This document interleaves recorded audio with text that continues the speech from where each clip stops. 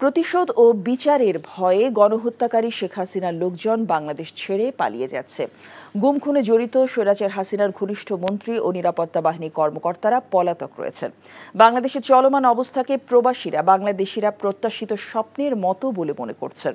প্রখ্যাত চীনা গণমাধ্যম সাউথ চায়না মর্নিং পোস্ট বুধবার বাংলাদেশ নিয়ে প্রকাশিত দুটি রিপোর্টে এই তথ্য দিয়েছেন। Hasina's people flee Bangladesh fearing reprisal and prosecution শীর্ষক রিপোর্টে তারা বলছে 15 বছরেরও বেশি সময় ধরে গুম খুন নিপীড়নকারীদের উপর জনগণ তীব্র ক্ষোভে ফুঁসে উঠেছেন এবং দোষীদের ক্যাপিটাল পানিশমেন্ট চাইছেন। তবে গণহত্যায় হাসিনা সহযোগী দোষী হাজারো নেতাকর্মী এবং পুলিশ ও সেনা কর্মকর্তারা আন্ডারগ্রাউন্ডে চলে গেছেন।